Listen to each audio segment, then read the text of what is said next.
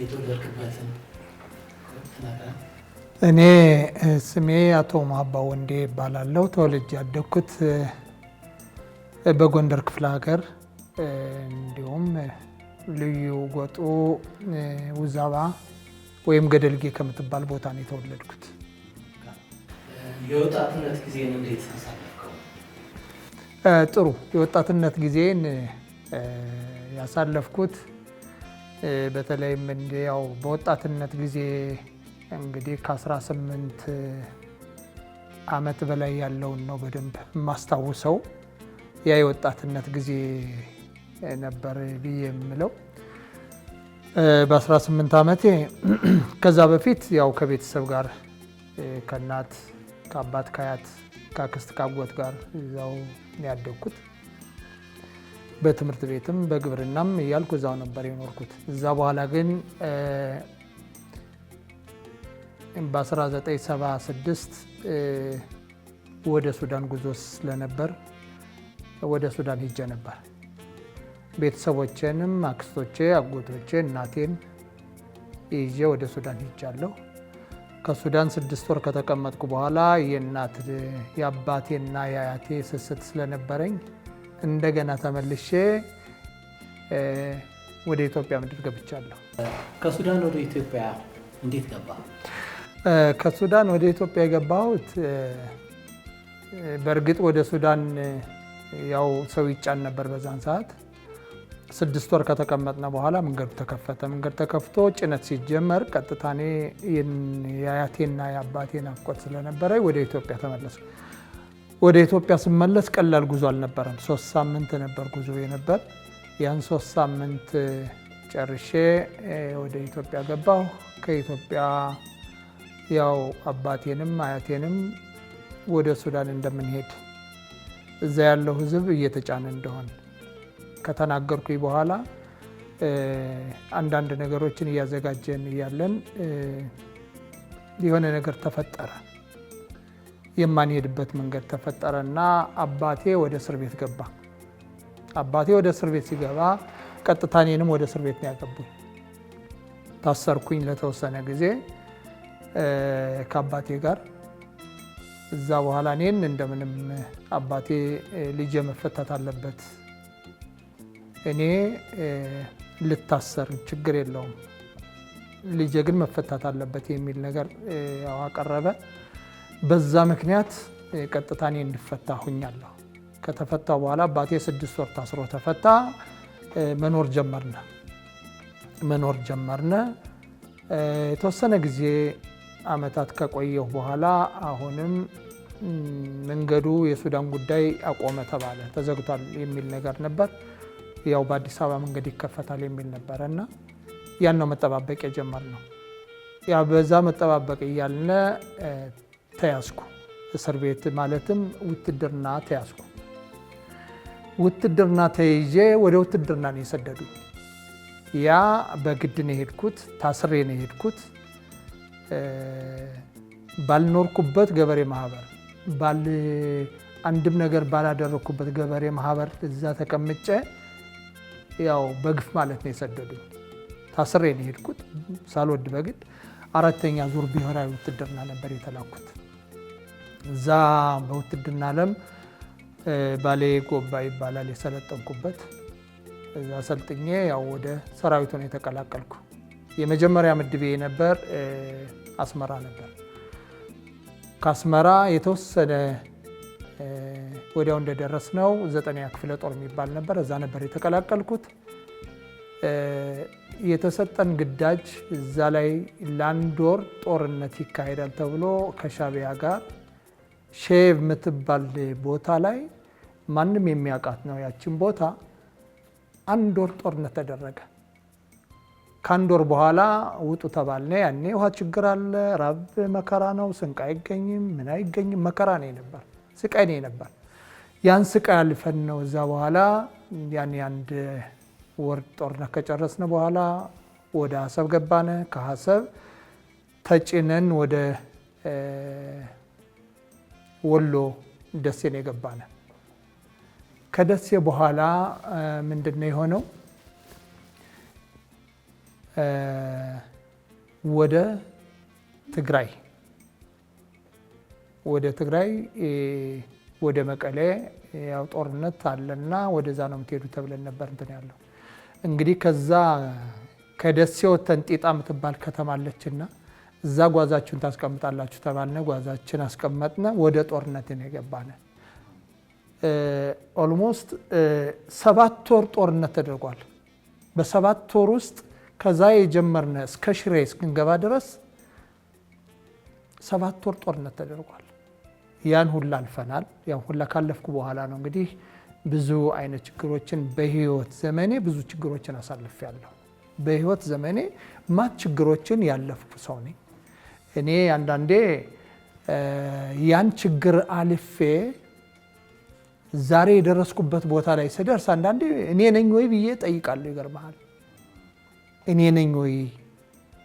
ከኔ ጋር የነበሩት እንዴት ናቸው? እነማን ነበሩ? እነማን አለፉ? እነማን እዚህ ደረሱ? እነማን ቀሩ? የሚል ነገር ሁሌ አነሳለሁ በጭንቅላቴ እና ይህን ሁላ ችግር አልፌያለሁኝ ማለት ነው። መልካም። በውትድርና ወቅት ምድብ ምን ላይ ነበር? ምድቤ ያኔ በደርግ ሰራዊት እያለሁኝ የክፍለ ጦር ቃኝ ነበርኩ።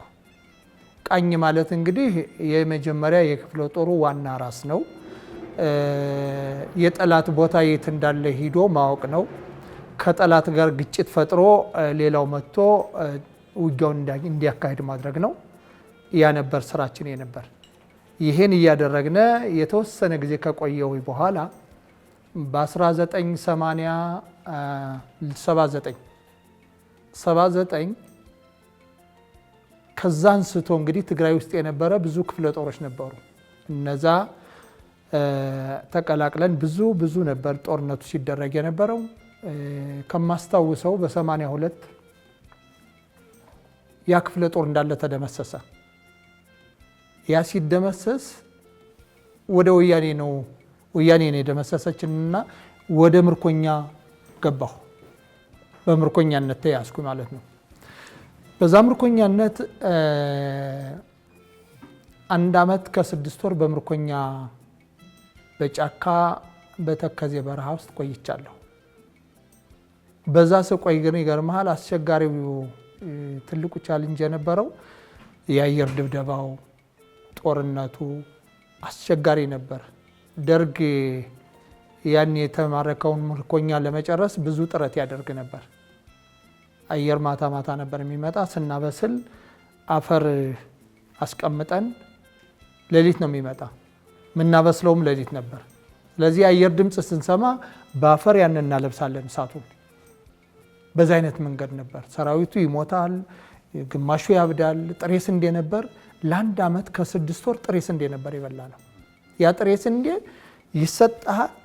ወይም ቆልተ ትበላለህ፣ ወይም ንፉ አርገ ትበላለህ፣ ወይም ቀጥቅጠ ትበላለህ። እንደዛ ነበር። እንደዛ አድርገን የ1 ዓመት እንትን ከጨረስን በኋላ ወያኔ ምርጫ ሰጠችን። ምርጫው የነበረ ምንድነው? አንደኛ ወደ ደርግ ተመልሶ የሚሄድ፣ ሁለተኛ ወደ ሱዳን የሚሄድ፣ ሶስተኛ ቤተሰቦቹ ነፃ መሬት ካሉ ነፃ መሬት ሂዶ አርሶ የሚበላ፣ አራተኛው ከነሱ ጋር የሚወግን ያ ነበር። ስለዚህ እኔ የነበረው ምርጫ የነበረው ወደ ቤተሰብ እንዳለ ቤተሰቦቼ ለቀዋል። ድሮ ነው ወደ እስራኤል ሀገር የገቡት። የነበረው ምርጫ ምንድነው? እስኪ ወደ ሱዳን ልሂድ፣ ምናልባት የተራረፈ ሰው ይኖራል፣ ወይም ደግሞ በዚህ በማውቃት አድርጌ ወደ እስራኤል ተሻገራለሁ የሚል ነበር ግምቴ ነበር። ቆዩና ትንሽ ቆይተው የሱዳኑን ጉዳይ ዘግተናል፣ ሱዳን አንቀበልም አለች ጥገኛ ብለው ዘጉ። አማራጭ አልነበረኝም። አማራጭ ከእናንተ ጋር ነው መሆን አልኳቸው። ኦኬ፣ ከነሱ ጋር ሲሆን እንግዲህ እምሄድበት ስላልነበረ ብቻ ነው። ያው ከነሱ ጋር ቀጠልኩ። ከ1 ዓመት በኋላ 6 ወር እንደገና ሌላ ስልጠና ተሰጠኝ። ብዙዎች ነበርነ ተሰጠኝ። የተሰጠን ስልጠና ምንድን ነው? ያኔ ሻለቃ አመራር በስልጣን አሰልጣኝ አስተማሪ ትሆናለህ ተብዬ ተመደብኩኝ። ያኔ እየተማረከ የሚመጣውን ነበር ማስተምር ነበር፣ አሰለጥን ነበር። እስከ 1983 አዲስ አበባ እስኪያዝ ድረስ በአሰልጣኝነት ነው የነበርኩት። አሰለጥን ነበር እና አስተምር ነበር። ያኔ በሲቪልም የመጣ ወታደርም የነበረ የደርግ የያዘውን በጭንቅላቱ ያመጣውን ቀይረህ ኢህአዴግን ስርዓት ለማስያዝ ከባድ ነበር። ያ ሁላ ትልቅ ስራ ስንሰራ ነበር፣ ሰርተናል። ከዛ በኋላ ግን ወደዚህ አዲስ አበባ ከተያዘ በኋላ የሽግግር መንግስት ይመስረት ተብሎ አዲስ አበባ ሲያዝ ቀጥታ ወደ ታጠቅ ነው የገባሁት፣ ታጠቅ ማሰልጠኛ። ከዛ ተቀመጥን። አይ አሁን ማሰልጠን አይቻልም የሽግግር መንግስት ነው ሲባል ወደ ሰራዊት ነው የመደቡኝ። የተመደብኩበት ቦታ ነገሌ ቦረና ይባላል። ዋለሊ ክፍለ ጦር ትባላለች። እዛ ተመደብኩኝ። እዛ ስመደብ ታንከኛ ነው የተመደብኩት። የታንከኛ አዛዥ፣ ያው አሁንም በሻለቃነት እዛ ተቀመጥኩኝ። እዛ ተቀምጬ ብዙ ስራ ሰራ ነበር። ታዛዥ ነኝ፣ ስራዬን አክባሪ ነኝ። ስለዚህ እዛ ብዙ ጊዜ ተቀምጫለሁ። እዛ በኋላ የተፈጠረ ነገር ነበር። ያ የተፈጠረ ነገር 3 ነን። አንደኛው ኮማንደር ነው፣ አንደኛው ምክትል ነው። ስለዚህ ከዛ አንዱ እኔ ነኝ። ያኔ እኔ የነበርኩት ኮሚሳር ነበርኩኝ። ኮማንደር፣ ኮሚሳር፣ ምክትል። ኮሚሳር ነበርኩና የፖለቲካ እንትን ነኝ፣ ዘርፍ ኃላፊ ነበርኩ። ምክትሉ ከተማ ይሄዳል። ከተማ ሄድና ሽጉጡን አጥፍቶ ይመጣል። አሁን ለእኔ ነግሮኛል እንደሚሄድ፣ ግን እኔ ለበላይ አካል አላሳወቅኩም ይሄዳል ከተማ ብዬ። ሽጉጡን አጥፍቶ ይመጣና በ2 ቀኑ መጥቶ ሪፖርት ያደርጋል ወደ እኔ። ሪፖርት ሲያደርግ አማራጭ አልነበረኝም። ሂጄ አይ እንዲህ እኮ ሂዶ መሳሪያውን ጥሎ መጣ የሚል ነገር እናገራለሁ። ስናገር ምንድን ነው ያሉኝ? አይ አንተ ሪፖርት አላረክም ሲሄድ እንደገና ሽጉጡን ጥሎ እስኪመጣ ድረስ 2 ቀን አድሮ እስኪመጣ ድረስ እንዴት ነው ዝም ያልከው ተብዬ የተገመገምኩኝና ተያዝኩ። እዛ ያሉት አመራሮች ከኔ በላይ ያሉት ክፍለ ጦር ምን ብርጌድ አዛዦች ሌሎችም ተሰባሰቡና ውሳኔው ተወሰነ። ምንድነው የተወሰነው? አብሮ ይታሰራል፣ ከሱ ጋር የሽጉጡን ዋጋ አብሮ ይከፍላል የሚል ውሳኔ ይወሰናል። ይወሰንና ወደ ሰራዊቱ ወዳለሁባት ሰራዊት እኔ የመራት ሰራዊት ይወርዱና ስብሰባ ይደረጋል። ከዛ ሰለሞን እንዲህ ነው እና በዚህ ጉዳይ ገምግመነዋል፣ ሊታሰርም ይችላል፣ የሽጉጡን ዋጋ አብሮ እንዲከፍል የሚል ነገር ሲነገር እኔ የመራት ሰራዊት አመፀች። እሱን የምንገመግመው ወደ እናንተ ሪፖርት ባለማድረጉ እንጂ ሽጉጡን ያጠፋው ሰውዬ ራሱ ይክፈል፣ ራሱ ይታሰር የሚል ነገር አፈርሱባቸው። ሲያፈርሱባቸው አንድ በጣም ወደው ዛሬ ኮሎኔል ነው አለ፣ አሁንም በህይወት ይገኛል። እሱ ምን ይለኛል? አይ ሰለሞን ሊመቱ ነው ያለኝ።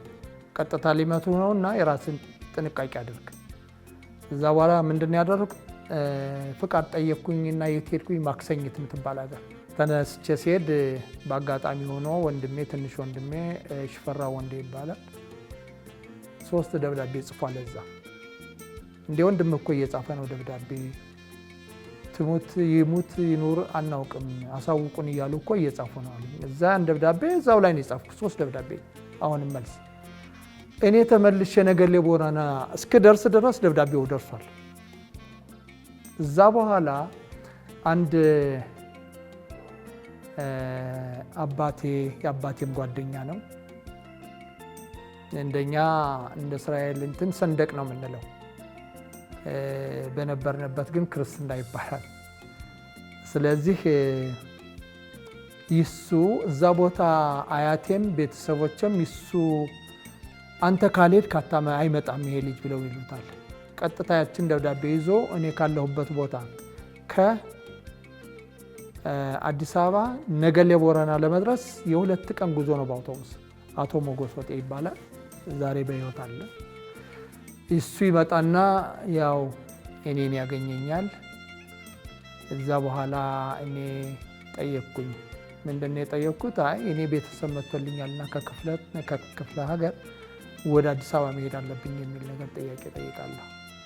ያን ጥያቄ ጠይቄ ቀጥታ እኔም አዲስ አበባ ገባሁ። አዲስ አበባ ከገባሁ በኋላ ያኔ እፈለግ ነበር፣ ተፈላጊ ነበርኩና ወዲያውኑ ነው በአንድ ቀን ትሄዳለህ የተባልኩት። እዛው ላይ እንደደረስኩ ያለህን መሳሪያህን አውርድ፣ ልብስህንም ቀይር፣ እነ ማረጌ ማለትም ከነ ልብሴ እነ ረንጀሩ ከነ ሽጉጤ ገብቼ ነበር እዛ። አሁን ሽጉጥህንም አውርድ፣ ረንጀሩንም አውርድ፣ ትሄዳለህ ወደ እስራኤል ነው የተባልኩት። ጊዜ ስጡኝ ያልኳቸው ጊዜ ሰጡኝ። ጊዜን ተጠቅሜ ያው ወደ እስራኤል ገባሁ እና ይህን ታሪክ ብዙ ታሪክ አሳልፍ ያለው። መጀመሪያ ውትድርና ላይ በነበርክ ሰዓት ለቃኝነት ነው ምድቤ ብላ ነበርና እንዴት ለቃኝነት ልትመረጥ? የተመረጥኩት ፈጣን ነበርኩ፣ በጣም ፈጣን ነበርኩ። ትጥቄም ያምር ነበር እና አሁን ቃኝ የሚሆኑ ሰዎች ፈጣን፣ ከሰው ጋር የሚግባቡ ፈጥነው አንድ ነገር ከአንድ ጋራ ወደ አንድ ጋራ የሚሸጋገሩ ፈጥነው የጠላትን እንትን የሚያውቁ። በዛ ምክንያት አይ ለቃኝ እንዲያውም ለብርጌድ ሳይሆን ለክፍለ ጦር ቃኝ ይሆናል ተብዬ ነበር የተመለመልኩት። ብሔራዊ ውትድርና ዘማች እንደነበርክ ነግረኛልና እንዴት ነበረ ሂደቱ? ወደ ውትድርና የተመለመልክበት መንገድ ምን ይመስል ነበር? ይገርምሃል፣ ያኔ ፍቃደኛ አልነበርኩም። የተያዝኩት በግድ ነው። በግድ ተይዤ ግን ይገርምሃል በውዛባ የምትባል ቦታ ነው። ውዛባ የምትባል ቦታ የውዛባ ሊቀመንበር ነው ያዘኝና ወደ ውትድርና ትሄዳለህ ነው ያለኝ። ለምን? እኔ የአገሩ ኗሪ አይደለሁም። ስለዚህ ለምንድን ነው በሌላው ፈንታን የምትሰደኝ የሚል ተከራከርኩኝና አይ ጉልበታም ነው ከሽማግሌው ጋር ሩጦ ከማያመልጥ ሰው ጋር እሰሩት ተብዬ ታሰርኩኝ። ያኔ ምንድን ነው ያልኩት? ለዛ ስማ ነው ያልኩት፣ በዛው ከቀረሁ ማን እንዳንተ ከተመለስኩ ማን እንደኔ ነው ያልኩኝ። ከዛ በኋላ ሄድኩኝ።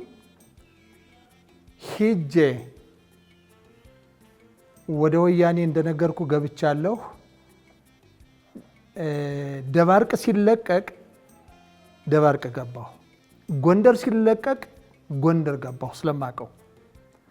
ስለዚህ ጎንደር ስራ ስንሰራ ከቆየን በኋላ ጠዳ የምትባል ከተማ አለች። ጠዳ የደርግን መሳሪያ የወሰደ ብዙ ኃይል አለ፣ የዘረፈ ምንም ያለ የገደለ ምንም ያለ እና መሳሪያ የቀበረ ሰው አለ የታሰረ ተብሎ ሂድና ከዛ እያጣራ ፍታ ተብዬ እላካለሁ። ከዛ ሲሄድ ውዛባ ታስሬ ከሄድኩባት ቦታ ላይ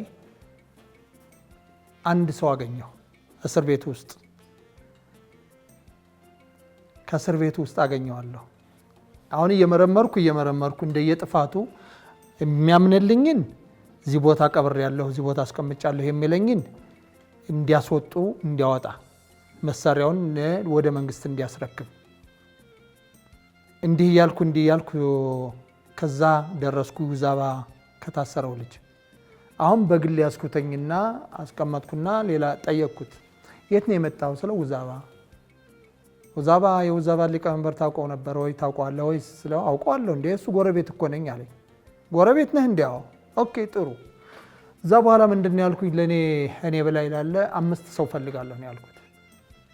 5 ሰው ሰጠኝ ከነትጥቃቸው። ያንን እስረኛ አወጣሁ በሌሊት። ቀጥታ ወደ ውዛባ ነው ሄድኩኝ ጉዞ። ሌሊት ስንሄድ አድረን ሊነጋ ሲል ነው የደረስኩ እዛ ቦታ። እንግዲህ ከመሄዴ በፊት ጠዳ አስሮ የሰደደኝን ገመድ ገዝቻለሁ ጠዳ። ምክንያቱም አስሮ ነው በግፍ ነው የሰደደኛ ሰውዬ። ሄድኩኝ። ያው በጠዋቱ በጣም ጎበዝ ሰው ነው ያ ሰውዬ። ደግሞ በጣም እንደው ስሙን ላለመጥቀስ ስለፈለኩ ነው። ስደርስ ያው በጠዋቱ ተነስቶ ከብቱን በረቱ ምኑ የከፋፈተ ሀብታም ነው አገኘሁት። አሁን በሩን አሳጥሬ ነበርና በወታደሮች አይ እንዳትንቀሳቀስ አልኩኝና አስቆምኩት። ቀስ እያልኩኝ ሳዋራው ምን ስለው አላወቀኝም እስከዛ ድረስ። እየነጋ ሲሄድ የነበሩትን ቤተ እስራኤል የውዛባ እነማን ናቸው፣ እንዴት ናቸው፣ ምንድነው እያልኩ ማነጋገር ጀመርኩ። አሁን ውትድርና የላከው ሰው አለ ወይ እንደው እዚህ የምታውቀው ስለው በፍጹም እንዲያውም እከራከር ነበር አለ። ኦኬ ስትከራከር ነበር። ከዛ በኋላ ምንድነው ያልኩት ያቶ ወንዴ ስመኘው ልጅ ታውቀዋለህ አልኩትኝ። እዛ በኋላ ራሱን ይዞ በስማም ያልሞተ ሰው ያልሞተ ሰው ብሎ ነው የፈከረው። ነግሬሃለሁ ነው ያልኩት። ከቀረሁ ማን እንዳንተ ከመጣሁ ማን እንደኔ ነው ያልኩት። ቀጥታ ከዛ ልጆቹም አማቾቹም ሚስቲቱም እያየች አስሬ ጠዳ ነው ያገባሁት። ጠዳ ያኔ ብዙም ከበድ ያሉ እስር ቤት እስረኛ ምንላቸውን በጣም እንትን ምንላቸውን ወንጀለኛ ናቸው ምንለውን የገዛ ወርቅ ቤት እስር ቤት አድርገው ነው ነበር ጎንደር። ቀጥታ ወደ ጎንደር ነው እስር ቤት ያስገባሁት። እንደዛ አድርጌ ጎንደር እስር ቤት ያስገባሁት። ከዛ በኋላ አዲስ ዘመን ሲለቀቅ ከጎንደር ወደ አዲስ ዘመን ነው የመጣሁት። አዲስ ዘመን አሁንም ስልጠና ጀመርኩ፣ ማሰልጠን ጀመርኩ ማለት ነው፣ ማስተማር ጀመርኩ። ከዛ በኋላ ምንድነው የሆነው ሰውየው 6 ወር በኋላ ደብዳቤ ጻፍ ፍርድ ቤት እንዲቀርብ ወይም ደግሞ እንዲፈታ የሚል ነገር ነው። አንዳንድ ኢንፎርሜሽን ሰማ ነበርና ለእስራኤሎች ጥሩ ስራ ይሰራ ነበር ምናምን የሚል ነገር ይደርሰኝ ነበር ያኔ። ቀጥታ ምንድነው ያደረኩ እኔ እንዲፈታ ነው የወሰንኩ። ፍቱት የሚል ደብዳቤ ጻፍኩ፣ እንዲፈታ ተደርጓል። እና በፍቃደኝነት አይደለም የሄድኩት ወደ ውትድርና ሲሄድ ተይዤ ተገድጄ ቤተሰቦቼ እያለቀሱ ነው ያኔ የነበረው። ሌላው ጎመን እየቀቀላችሁ የወላችሁበትን ጊዜና ውሃ ለማውጣት ሲሉ ጉድጓድ የቀሩ የሰራዊት አባላት ሁኔታ ትዝታው ያ የማይጠፋኝ ታሪክ ነው። ራቡ እንዳለ ሆኖ ስቃዩ እንዳለ ሆኖ ከገበሬው እህል እየለመነ ከገበሬው ክረምት ወራት ነበር።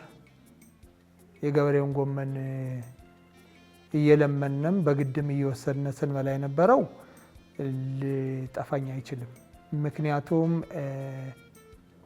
ያኔ በትግራይ ምድር ውስጥ እያለን ነው እያለነ ምንድነው የነበር አንደኛ የኤርትራ መንገድ ተቆሟል፣ አቋርጧል።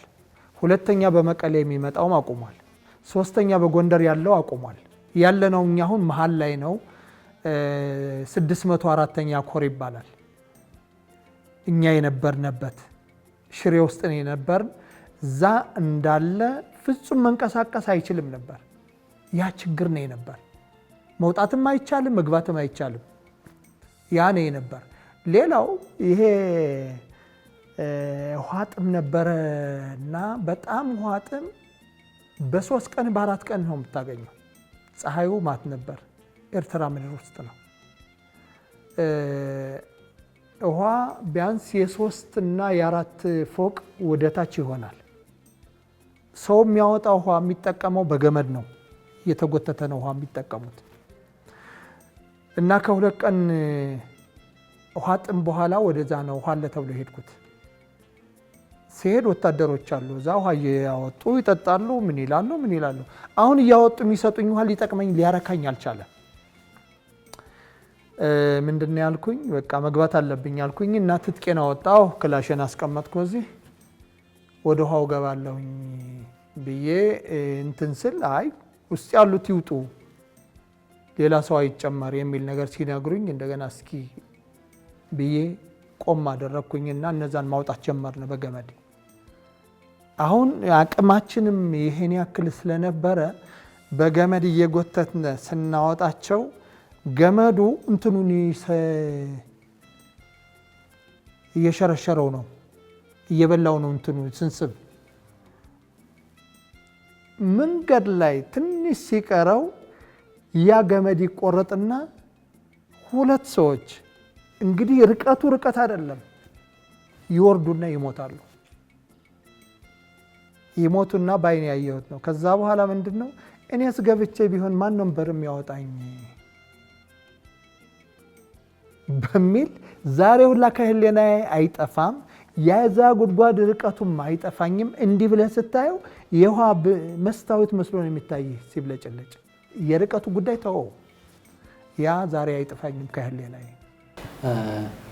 ሌላው 604ኛ ኮር ሲደመሰስ አንተ የት ነበር? እኔ ያኔ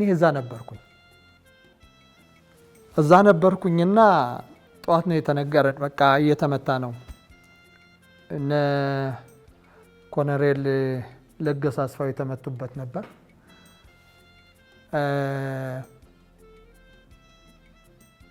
ከሁለት ቀን በፊት ከባድ ጦርነት ተደርጓል። ለቀናልና ምንም ማን ይመራው ማን እንደሚመራው አይታወቅም ያኔ። ስለዚህ እዛው ነበርኩኝ። እንዲያውም የተነገረን አየር መንገዱ ሁላ ከተደበደበ ከተመታ በኋላ ነው እንዴ እናንተ እኮ ወደ ኋላ ቀራችሁ ስንባል ነው መውጣት የጀመርነ። ሂደን ተከዜን ቆርጠን ወተን ሰሜን ተራራ ሀማይ ጸብሬ ወደ ቀኝ ትልቅ ተራራ አለና እዛ ወጣነ። በእግራችን ሄድን። ርቀቱ ርቀት አይምሰልህ፣ ራቡ ራብ አይምሰልህ። ያን ሁላ ነው ወተን ተራራ ላይ ቁጭ ብለን እረፍት አድርገን የሚገርም ነገር ወያኔ ያዘችንም እዛ ላይ ነው። አንድ ገበሬ መጣና ቁጭ ብለን ጫካ ውስጥ አርፈናል። ሲመጣ አገኘነውና ያን ገበሬ ያዝ ነው አገልግል ይዟል። ወደ ማይጸብሬ እየሄደ ነው። የት ነው የምትሄድ ብለን ስንጠይቀው ወደ ማይጸብሬ ሊሄድ። እዚህ አካባቢ ሰፈር አለ ወይ መንደር አለ ወይ እርቦናል ብለን ስንጠይቀው አይ ስሙ አለን። እዚሽ ጋር የሆነች ውሃ አለች፣ ግቡና እዛች ረፍት አድርጉ፣ እኔ እጀ ገበሬውን አስተባብሬ አመጣላችኋለሁ ምግብ ይለናል። እኛ መሳሪያ ይዘናል፣ የተወሰነ ሰዎች ነን። ቀጥታ ምንድን ያደረግነ ወደዚህም ገደል ነው፣ አንዲት ናት መግቢያዋ፣ ወደ ታች ደልዳላ ናት፣ ሜዳ ናት። ገባንና ቁጭ አልን። ግማሹ ተኝቷል፣ ጠባቂ ያስቀመጥን። ይሄ ገበሬ ሄድና ለወያኔ እንትኖች ተናግሮ ቀጥታ ምንድነው የመጣው ይሄ ወያኔ እንትን የነበረ እላያችን ሆኖ ጥይት ተኩስ ጀመሩ። እኛ መሄድ አንችልም፣ ገደሉ ገደል አይደለም። ምንድነው የምትፈልጉ ብለን ጠየቅናቸው። አይ እናንተ የደርግ ወታደር እንደሆናችሁ እናውቃለን፣ ግን ነፍሳችሁ እንዳይጠፋ እንዳትሞቱ ችግር የለም እጃችሁን ስጡ አሉን። እሺ እጃችን እንሰጣለን። መሳሪያችን መተው ወሰዱ። ያኔ በወያኔ እጅ ገባን። እዛ በኋላ ነው እንግዲህ እዛ እነሱ ገባን፣ ወደ ምርኮኛ መካከል የተወሰድ ነው። በዛ አይነት ነገር ነበር። ከውትድርና ፍቃድ ጠይቀህ ወደ አዲስ አበባ እንደመጣ ነግረኛልና በመንገድ ላይ ምን አይነት ጉዳዮች ገጥመው ነበር? ምንስ ነገር አሳለፍክ? አንድ ወቅት ነው ትክክል። በውትድርና ያለው ፍቃድ ጠይቄ ቅድም እንዳልኩ ማክሰኝት የምትባል ሀገር ሄጄ ነበር፣ ከጎንደር ማለት ነው። ከነገሌ ቦረና ወደ ማክሰኝት። እዛ ተመልሼ ወደ ነገሌ ቦረና ሲሄድ ያኔ ቀይ መስቀልም አለ፣ አውቶቡሶችም አሉ። እንግዲህ ከአዲስ አበባ ተነስተው ወደ ነገሌ ቦረና ነው የሚሄዱት። በተለይ ቀይ መስቀል በዛ ወደ ሶማሌ ክልል ብዙ ጊዜ እርዳታ ይሰጣል። እነሱም በዛ ነበር የሚያልፉትና እየሄድኩኝ ዘንባባ የምትባል ከተማ ከክብረ መንግስት ወጣ ብላ ትንሽዬ ከተማ አለች። እዛ ስደርስ መኪናዎች ቁመው አገኛለሁ። ምንድን ነው የማይሄድ የመኪና ብዬ ስጠይቅ አይ እዚህ ጋ እኮ ዝርፊያ ተጀምሯል፣ እየዘረፉ ነው አሉ ይሉኛል።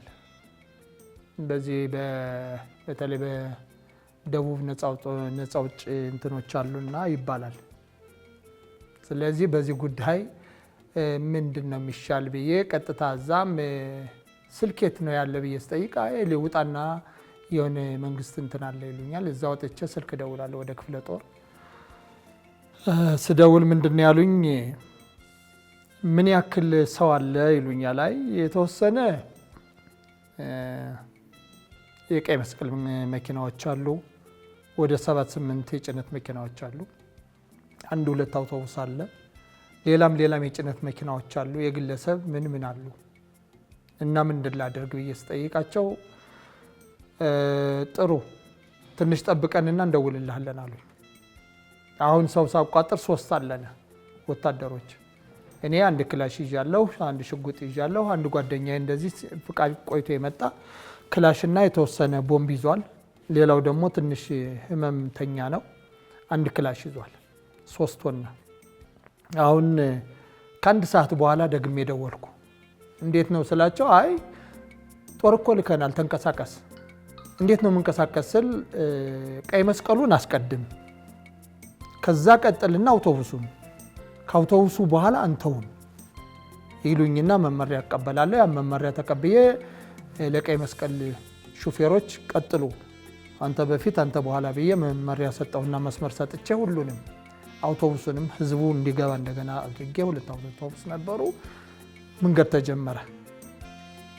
መንገድ ተጀምሮ የተወሰነ እንደሄድነ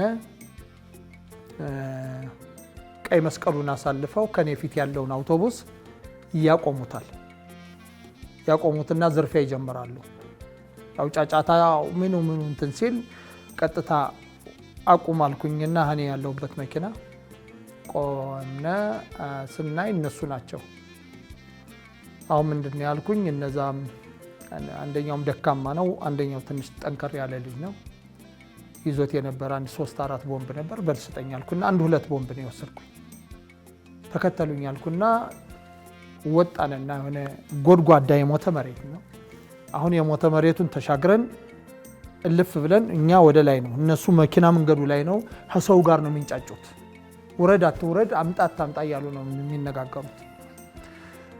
እዛ በኋላ ምንድነው ያደረኩ፣ ምንም መስራት አልቻልኩም። መውጣትም አንችልም፣ እነሱ ብዙዎች ናቸው፣ እኛ 3 ነን። እዛ ተለው ብዬ የነበረኝን ቦምብ በጥርሴ መሀላቸው ላይ ነው የወረወርኩት። ስወረውር ከዛ በኋላ እንግዲህ የተኩስ እንትን እናውቃለን እና የ2 ሰውና የ1 ሰው አይነት ተኩስ አይደለም የምንተኩሰው። ነገርኳቸው፣ ስትተኩሱ እንዲህ አድርጋችሁ ተኩሱ፣ በአንድ ጊዜው 3-4 እንዲህ እያደረጋችሁ ተኩሱ ብዙ እንድንመስል የሚል ነገር መመሪያ ሰጠው። እነሱም በዛው ቀጠሉ ጥሩ አድርገው። እዛ በኋላ ይገርማል ከ50 ከ60 በላይ የሚሆን ጠላት የነበረው ተበታተነ። ሲበታተን ሌላውን በአውቶቡሱ የተበተነውን ህዝብ ወዲያውን ግቡ አስገብተን እንደዛ አድርጌ ያን ሁላ ችግር አልፌያለሁ። ያኔ አስቸጋሪዎች ነበሩ። እነሱ ከያዙ በአካልም ስላየኋቸው ይቆራርጣሉ፣ ይበጣጥሳሉ። ስላየሁ በአካል ያኔ በህይወቴ እወጣለሁ አላልኩም ነበር፣ አስቤውም አላውቅም ነበር። እንደዛ ሆኜ ወጥቻለሁ። ያንንም በማውጣቴ ክፍለ ጦሩ ይሄን ሰምቶ ሂጄ ወቀሳ ቀረብኩኝ። እንዴት ሳትልኩ እኛን እሳት ውስጥ እንዴት ታገባላችሁ? 3 ነን ተናግሬ ይህን ስላቸው እነሱም በጣም ተገረሙ። እዛ በኋላ ትልቅ ምስጋና እዛ ውስጥ እንዴት ወጣህ፣ እንዴት ልታወጣ ቻልክ የሚል ይህንም አሳልፌያለሁ። መልካም። እና ከዚህ ሁሉ ውጣ ውረድ በኋላ ወደ እስራኤል ሀገር እንዴት ገባ? ጥሩ እንግዲህ መጥቼ ያው እንደነገርኩ አዲስ አበባ ገባሁ። ለ3 ሳምንት ነው ፍቃድ የተሰጠኝ። 3 ሳምንት ፍቃድ ተሰጠኝና 15 ቀን ማለት ነው አስታውሳለሁ። ቀጥታ ከነ ትጥቄም ከነ ሁሉ ነው የገባሁት ወደ አምባሲው። ስገባ ምንድን ነው ያሉኝ፣ እንዴ ይሄ ትጥቅና ሽጉጥ ይዘህ እንዴት ነው የምንቀበልህ? አሁኑኑ ይህን ጣል፣ ትፈልጋለህ። ወደ ቤተሰብ ስልክ ተደወለ። አያቴ በሰማይ ነፍሷን ይማረው በሕይወት ነበረች። እዛው ላይ እንዳለው ስልክ ተደወለ። ስልክ ተደውሎ መኖር የተረጋገጠ ብችሉ ዛሬውን አውጡልኝ አለች። አሁን ልከዋለን፣ እንፈልገዋለን። ዛሬ ከኛ ካመለጠ አንይዘውም፣ አናገኘውም ተብሎ በል እንግዲህ አሉኝ። እሺ ዛሬ የዋልክበት እንዳትውል፣ ዛሬ የለበስከውን እንዳትለብስ፣ ጓደኛ እንዳይኖርህ፣ ስለዚህ የተወሰነ ገንዘቡ ሰጥ ተባልኩኝና እዛ ገንዘብ አነሳሁና የተወሰነ ልብሴንም ቀየርኩ፣ ጣልኩ ያን ሁላ። እዛ በኋላ ምንድነው በየጊዜው ስልክ አለበት ቦታ አከራዩኝ። በየጊዜው ነው የሚደወል። የት ነህ ነው የሚባለው። እዛው ነኝ። የት ነህ ወይም ደግሞ ስወጣ እዛ ላከራዩኝ መልእክት ግቡና ስልክ አንሱ፣ አሁን ወጥቷል፣ አሁን ገባ እንድትሉ ብዬ እንትን አደርግ ነበር። እዛ በኋላ ምንድነው የሆነው? የተወሰነ ጊዜ ስጡኝ አልኳቸው። ጊዜ ሰጡኝ። ለእኔም ለነገሩ በራሴ ጊዜ ነው። እነሱ ወዲያው እንዲሄድላቸው ነው የፈለጉ። ግን የተወሰነ 1-5 ወር ያክል ቆየው።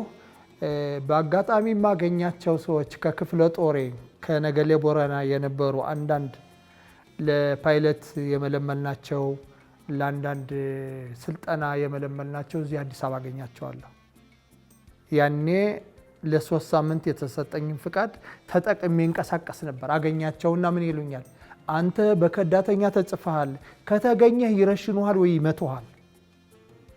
እባክህን ጥሩ እድል አግኝተሃል፣ ሂድልን ይሉኝ ነበር። ብዙ በጣም ወዳቸው ዛሬም በህይወት ያሉ በህይወት የሌሉም ፓይለቶች አሉ እና ጓደኞች እና እንደዛ እያሉኝ ያው ቀጥታ ልክ በ5 ወሬ ወደ እስራኤል ሀገር ገባሁ። እዚህ መጥተህ ያገኙና ያነጋገሩ ከቤተሰቦች ጋር ነው ያገናኘ? እነማን ናቸው? አቶ መጎስ ወጤ ይባላሉ። አቶ መጎስ ወጤ እንግዲህ ከነበርኩበት ቦታ ነው የመጣን። ከዛ መጥቶ ነው ወደዚህ ወደ አምባሲው ጋር ያስገባኝ። ቀጥታ እኔን ካስገባ በኋላ እሱ ወደ እስራኤል ተመለሰ። በደህንነቴም ያለኝን ነገር ለቤተሰብ ሂዶ አበሰረ። ያን የነበረው። መልካም። ሌላው አንድ ወደ ውትድርና በግዴታ ያስገባን ሰው የት አገኘው? ያገኘሁት እንደነገርኩ ከቤቱ ነው። ሌሊት ነው የሄድኩትኝ። ወደ እስራኤል ከተመለስኩ በኋላ ሎሎ በውትድርና እያለሁ በወያኔ እያለሁ ከደርግ ወያኔ ማረካችን ለ1 ዓመት ከ6 ወር በወያኔ ቆየሁ በምርኮኛ። ከዛ ወጥቼ ከእናንተ ጋር ሆናለሁ ብዬ ቀጥታ ወደ ሻለቃ አሰልጣኝ ትሆናለህ ተብዬ ማሰልጠን ከጀመርኩ ጊዜ ጀምሮ ጎንደር ደባርቅ ተለቀቀ፣ ቀጠለ ጎንደር ተለቀቀ። ጎንደር ሲለቀቅ ገባሁ። እዛ በኋላ ማክሰኝት ገባሁ። ማክሰኝት ያው የኔን የያዘኝ ሰውዬ ጎረቤት እስር ቤት አገኘሁት። ይሱን ይዤ ነው ቀጥታ ወደዛ እኔን ወደ ውትድርና አስሮ የሰደደኝ ሰውዬ ቤት የሄድኩት። ያነ ጎንደር ላይ ያው ወደ ውትድርና በግዴታ ብሔራዊ ውትድርና እንድትመለመል ያደረገህን ሰው የት አገኘኸው? ከዛ በኋላ ከውጣ ውረዱ በኋላ የት አገኘኸው? ኦኬ የሚገርም ነገር ከዚህ በኋላ እስራኤል ሀገር ገብቻለሁ። እስራኤል ሀገር ይሄ ሰውዬ ማን እንዳመጣው እኔ በደንብ እውቅናው አልነበረኝም። ይመጣልም ሀሳብ አልነበረኝም። ተደውሎ ነው የተነገረኝ። ኧረ መጥቷል ተብሎ ተነገረኝና ትፈለጋለህ ነው የተባልኩት። እሺ ለምንድን ነው የተፈለግኩ ብዬ እዛው ቦታ ሄድኩኝ። ብሄድ ሰውዬውን አገኘሁት። ሳገኘው እንዲህ አድርጎ እኮ አሰረኝ፣ መጥቶ ከቤቴ በገመድ አስሮ ወደ እስር ቤት ያስገባኝ እሱ ነው ብሎ ተናገረ። እዛ የነበሩት ከእስራኤል ሀገር የነበሩትም ስማቸውን መጥቀስ ስለማልፈልግ ነው። ምንድን ነው ያሉት? እንኳንም አልገደለህ፣ ቢገልህ መብቱ የሱ አልነበረ ወይ? በግፍ አይደል እንደ የሰደድከው? ስለዚህ ሁሉ ነገር በራሱ በእጁ ነው የነበር፣ መግደል ይችል ነበር። ግን እንደ አባቱ ሱሪ የታጠቀ ነው። ሳይገልህ አሳይቶሃል። መግደል ይችል ነበር እና እኔንም መርቀው እንኳንም አልገደልከው፣ ሁሉ ነገር በእጅ ስለነበረ እንኳንም እስር ቤት አገባኸው፣ የፈከርከውን ነገር አድርገሃል፣ አድርሰሃል። በዚህ ጉዳይ ተመራርቀን ተለያይተናል። አስገራሚ ታሪኮችን ነው ውጣ ውረዶችን ያሳለፍከውና ከዛ በኋላ ወደ እስራኤል ገባ፣ ኑሮ ጀመርክ። ቤተሰብ እንዴት መሰረትክ? ባለቤት፣ ልጆች፣ ስለነሱ ደግሞ ብታወቀ። ጥሩ ቤተሰብ እንግዲህ እዚህ እንደሄድኩኝ ያው ቤተሰብ ነበረኝ፣ ልጅም ነበረኝ እና እንደፈለግነው አይደለም ይሄደልን ነገሮች ሁላ መቼም ትንሽ ከበድ ያለ ነገር ነበር። ያኔ አስቸጋሪ ነበር። በእርግጥ ቤተሰብን እናት አባቴም በህይወት ይኖራሉ ብዬ አላሰብኩም። ማለትም ይኖራሉ ብዬ ነበር ያሰብኩት። የእናቴንም የአባቴንም በህይወት ማለፍ በአንድ ቀን የሰማሁት። ያኔ ለእኔ ከባድ ነበር። ምክንያቱም የምጠብቀው እነሱ በህይወት አሉ፣ አንዳንድ ያለፍኳቸውን ችግሮችም በግልጽ እናገራለሁ፣ በግልጽ አወራቸዋለሁ የሚል እምነት ነበረኝ። እዛ በኋላ በትዳር ጉዳይ ትንሽ አስቸጋሪ ጉዳይ ነበር። ያው ባልበቃቃ ምክንያት ተለያይተን እንግዲህ በዛ በኋላ መቼም ህይወት ይቀጥላል ነው። ህይወት ይቀጥላል። እዛ በኋላ አገባሁ። አግብቼ እግዚአብሔር የተመሰገነ ይሁን ዛሬ በጥሩ መንገድ በጥሩ ሁኔታ የስራ ጉዳይም ችግር አልነበረብኝም። የመንግስት ስራ ነበር የምሰራ ነበር። ወደ 26 ዓመት የመንግስት ስራ ሰርቻለሁ። ከባለቤቴ ጋር አንድ ልጅ አለን። ሌሎችም ከዛ በፊት የተወለዱ ልጆች አሉ። አሁን ከምኖራት ባለቤቴ ጋር አንድ ልጅ አለን። ህይወት እንደዚህ ነው እንግዲህ የቀጠለው። ወይዘሮ ዘመድ መንግስቱ ኦር ወንዴ፣ ምናልባት ቦታ ካለ አንድ ቃል ማለት እፈልጋለሁ። ኦኬ። መቼም እኔ አንዳንዴ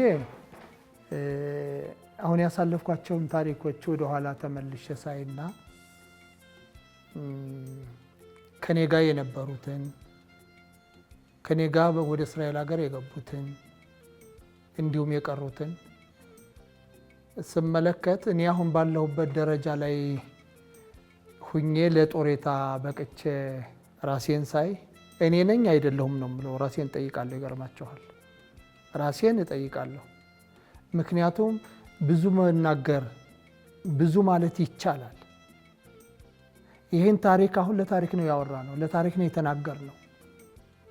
ምክንያቱም ይህን ታሪክ እኔ ባልፍ ማንም ሊያነሳልኝ አይችልም። ያሳለፍኩትን ነገር ራሴ ማንሳት ስላለብኝ መናገር ስላለብኝ ነው። እና ዛሬ ያለሁትን በእውነት ነው የምላችሁ፣ ጦሬታ ወጥቼ እኔ ነኝ አይደለሁም ከባለቤቴ ጋር ዛሬ ቁጭ ብዬ ምንድን ነው የማደርገው፣ ምንድን ነው የምሰራው፣ እንዴት ነኝ፣ ምንድን ነኝ እያልኩ ራሴን ስጠይቅ በጣም እገረማለሁ። እና በዚህ ላይ ትልቅ ደስታ አለኝ። የእስራኤል አምላክ መልካም ልጅ አለን። ባለቤቴ መልካም ሰው ናት፣ በጣም ጥሩ ሰው ናት። በተለይ በዚህ አሁን ስለዚህ ስለ ጦሬታ መብቴን አሁን ካስከበርኩኝ በኋላ ያላት ነገር ለእኔ በቃ ከዚህ በኋላ ማረፍ ያለብህ ጉዳይ ነው። እስካሁን እንደ ሻማ ቀልጠሃል፣ ከዚህ በኋላ ግን ለራስህ ኑር ነው የምትለው። ይሄን ያለው קודם כל, האמת, אני לא חושב אני אגיע לזה. אני עברתי המון דברים, אבל אני שואל לעצמי, איך הגעתי לזה? אז אבא שלי לא הגיע לזה. אני הגעתי, ראיתי, איך ארץ ישראל, איך הכל, מה יש שם, מה יש הכל, עם ילדים, עם הכל. אני הגעתי לזה, אני מאוד שמח, אני מאוד מרוצה, שמח מאוד. אז תודה לבורא העולם, תודה ותודה. በስተመጨረሻ ማስተላለፍ የምትፈልገው መልእክት ካለ? ማስተላለፈው መልእክት ምንድን ነው? እያንዳንዳችን ያሳለፍናቸውን ነገሮች በሙሉ በዚህ አይነት መንገድ ብንናገር፣ በዚህ አይነት መንገድ ብናሳልፍ፣ ምክንያቱም እኛ ካለፍነ ሌላ ሰው ቢናገርልን ትርጉም የለውም። ስለዚህ ያደረግናቸውን ያሳለፍናቸውን ነገር ለታሪክ ብናስቀምጣቸው ለልጅ የሚተርፉ ነገር ናቸውና በሀብት በገንዘብ የማይገኙ ቃላቶች ናቸውና እነዚህም ብናስቀምጣቸው የሚል እምነት አለኝ። ይሄን ለማለት ነው።